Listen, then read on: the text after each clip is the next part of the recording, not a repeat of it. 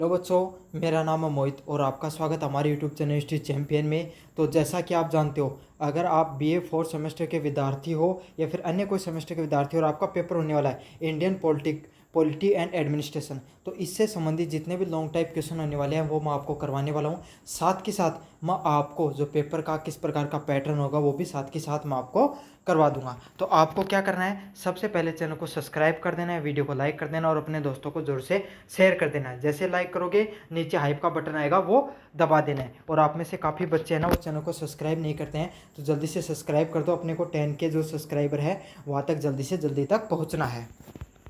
तो चलो शुरू करते हैं अपन। लेकिन इससे पहले मैं आपको क्या एग्ज़ाम का पैटर्न बता देता हूँ, आपका एग्ज़ाम किस प्रकार से होगा। तो सबसे पहली बात, जो आपका एग्ज़ाम है वो कैसा होगा, डिस्क्रिप्टिव टाइप पेपर होने वाला है। मतलब इस एग्ज़ाम में आपको क्या है, आपको गोले नहीं भरने बल्कि आपको चीज़ों को लिखना होगा। मतलब लिखने से संबंधित आपके सामने पेपर आने वाला है।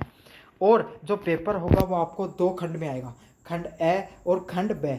तो खंड ए होता है वो किससे संबंधित होता है, खंड ए के अंदर आपके जो 10 हैं वो शॉर्ट टाइप क्वेश्चन है, अति लघुतरात्मक प्रश्न है, वो देखने को मिलते हैं। तो खंड ए में कितने प्रश्न देखने को मिलेंगे आपको, कुल 10 प्रश्न आएंगे और 10 के 10 आपके सामने अति लघुतरात्मक प्रश्न आएंगे।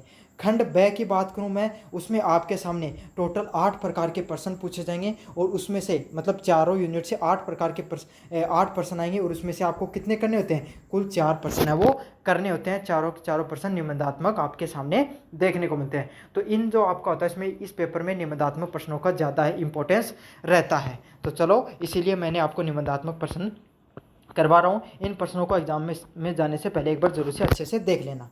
पहले वाला प्रश्न है, describe the characteristics merit and the demerit of the parliamentary system of government, how does it differ from the presidential system. तो संसदीय शासन प्रणाली की विशेषताओं, गुणों और दोषों पर चर्चा कीजिए। यह अध्यक्षीय प्रणाली से किस प्रकार से भिन्न होता है। तो आपको जो पार्लियामेंट्री सिस्टम है, भारतीय जो संसदीय प्रणाली है, इसकी विशेषताएं, इसके क्या क्या गुण हैं, इसके क्या क्या दोष है, इस पर आपको क्या करना है, इस पर चर्चा करना है। साथ के साथ आपको ये बताना है कि अध्यक्षीय जो प्रणाली होती है इससे किस प्रकार से भिन्न होता है। तो ये भी काफ़ी ज़्यादा मोस्ट इंपॉर्टेंट क्वेश्चन होने वाला आपके सामने, इसको अच्छे से करके चले जाना। अगले वाले प्रश्न की बात करूं, critically analyse the impact and the contribution of the British rule on Indian administration.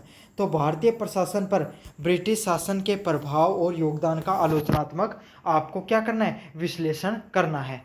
तो आपको क्रिटिकली एनालिसिस करना है क्या क्या इम्पैक्ट रहे, क्या क्या कंट्रीब्यूशन रहे ब्रिटिश रूल के आपको इंडियन एडमिनिस्ट्रेशन के ऊपर। तो ये अच्छा प्रश्न है, मोस्ट इंपॉर्टेंट प्रश्न है। आपको इसको एग्जाम में जाने से पहले एक बार अच्छे से जरूर से एनालिसिस करके चले जाना। 3 नंबर प्रश्न की बात करूँ, explain the power function and the constitutional position of the president of India, discuss their role in the Indian administration system. तो भारत के राष्ट्रपति की शक्तियों, कार्यों और संवैधानिक स्थितियों की व्याख्या कीजिए। भारतीय प्रशासनिक व्यवस्था में उनकी भूमिकाओं पर चर्चा कीजिए। तो आपको जो पावर हो गया, फंक्शन हो गया, कॉन्स्टिट्यूशनल पोजीशन हो गई, प्रेसिडेंट है, भारतीय जो राष्ट्रपति होती है उससे संबंधित आपको बताना है। और उनका भारतीय प्रशासनिक व्यवस्था पर क्या क्या प्रभाव पड़ता है आपको उसके बारे में भी बताना है। तो ये वाला प्रश्न भी आप अच्छे से एग्जाम में करके चले जाना। अगले वाले प्रश्न की बात करूँ, examine the functions, power and the role of the prime minister of India in the Indian administration system. तो भारतीय प्रशासनिक व्यवस्था में भारत के प्रधानमंत्री के कार्य, शक्तियों और भूमिकाओं को स्पष्ट करना है। तो इंडिया का जो प्राइम मिनिस्टर होता है ना, उसकी क्या क्या फंक्शन होते हैं, उसके क्या क्या कार्य होते हैं, उसके क्या क्या पावर होते हैं और उसके क्या क्या रोल होते हैं, इसके बारे में आपको अच्छे से पढ़ के चले जाना है। समझ में आ गया, भारत के प्रधानमंत्री से संबंधित प्रश्न है, ये काफ़ी ज़्यादा मोस्ट इंपॉर्टेंट प्रश्न होता है, ये आपको एग्जाम में जरूर से देखने को मिलता है। अगले वाले प्रश्न की बात करूँ, discuss the formation, objective and impact of the constitutional assembly on making the Indian constitution. तो भारतीय संविधान के निर्माण पर संविधान सभा के गठन, उद्देश्यों और प्रभावों पर चर्चा कीजिए। तो आपकी जो संविधान सभा है उसके जो संविधान के निर्माण पर जो संविधान सभा का गठन होता है उसके क्या क्या उद्देश्य हैं, उसके क्या क्या प्रभाव होते हैं, इस पर आपको अच्छे से एक्सप्लेन करना है। Discuss the formation, objective and the impact of the constitutional assembly on making of the Indian constitution. तो भारतीय संविधान के निर्माण पर आपको क्या करना है, आपको टिप्पणी करनी है, उसका गठन क्यों हुआ, उसके क्या क्या उद्देश्य रहे और क्या क्या प्रभाव देखने को मिलते हैं। तो ये काफ़ी ज़्यादा मोस्ट इंपॉर्टेंट क्वेश्चन होने वाला है। 6 नंबर प्रश्न की बात करूँ, elaborate on the silent feature of Indian constitution, भारतीय संविधान की प्रमुख विशेषताओं को आपको विस्तार से वर्णन करना है। तो ये भी काफ़ी ज़्यादा मोस्ट इंपॉर्टेंट प्रश्न आपके सामने कि जो साइलेंट फीचर हैं इंडियन कॉन्स्टिट्यूशन के, भारतीय संविधान के, उसके क्या क्या प्रमुख विशेषताएं हैं उसको आपको एक्सप्लेन करना है। ये काफ़ी ज़्यादा मोस्ट इंपॉर्टेंट क्वेश्चन होने वाला है। अगले वाले प्रश्न की बात करूँ, describe the organisation and the function of the central secretariat in the government of India, तो भारत सरकार के में केंद्रीय सचिवालय के संगठन और कार्यों का वर्णन कीजिए। तो भारत सरकार है, उसमें जो केंद्रीय सचिवालय होता है उसके क्या क्या संगठन के क्या क्या कार्य होते हैं उसके बारे में आपको बताना है। तो organisation and the functional of the central secretariat है, उससे संबंधित क्या क्या कार्य होते हैं, क्या क्या फंक्शन होते हैं उसके बारे में आपको बताना है। काफ़ी ज़्यादा मोस्ट इंपॉर्टेंट क्वेश्चन है। 8 नंबर प्रश्न, analysis the organisational power and the role of the cabinet secretariat in India, तो भारतीय जो मंत्रिमंडल में सचिवालय के संगठन शक्तियों और भूमिकाओं को आपको क्या करना है, विश्लेषण करना है, एनालिसिस करना है आपको सारे के सारे जो ऑर्गेनाइजेशनल पावर हैं, रोल हैं कैबिनेट सेक्रेटरीट के, उसके बारे में। अगले वाले प्रश्न की बात करूँ, discuss the power and the limitation of the Indian parliament system, critically evaluate its role in the Indian political system, तो भारतीय संसद की शक्तियों और सीमाओं पर आपको क्या करनी है, चर्चा करनी है। भारतीय राजनीतिक प्रणाली में इसकी भूमिकाओं का आपको आलोचनात्मक वर्णन करना है।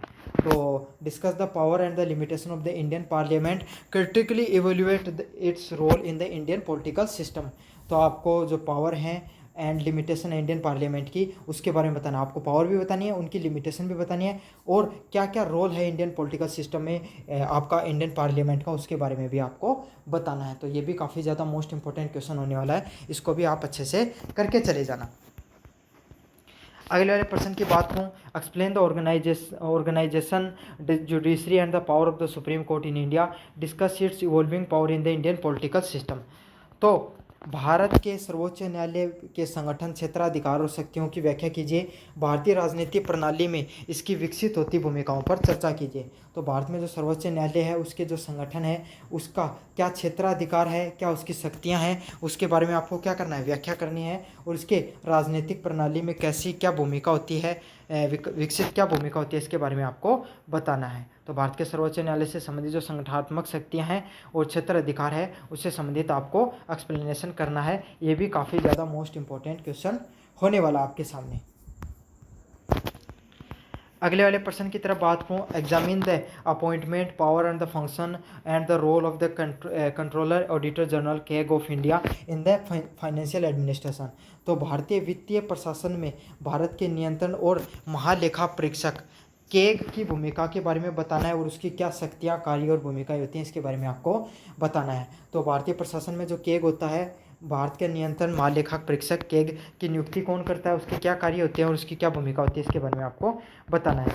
अगले वाले प्रश्न की बात करूँ, discuss the formation, function and the role of election commission of India in ensuring the free and fair election, तो आपको डिस्कस करना है फॉर्मेशन, फंक्शन और role of election commission of India, तो भारत का जो निर्वाचन आयोग है उसके गठन और कार्यों के बारे में आपको भूमिका के बारे में बताना है। तो ये काफ़ी ज़्यादा मोस्ट इंपॉर्टेंट क्वेश्चन होने वाले हैं आपके सामने जो इंडियन पॉलिटी एंड एडमिनिस्ट्रेशन से संबंधित। तो इन सब प्रश्नों को आपको अच्छे से कर लेना है, चैनल को जरूर से सब्सक्राइब कर देना और वीडियो को जरूर से लाइक कर देना है। धन्यवाद।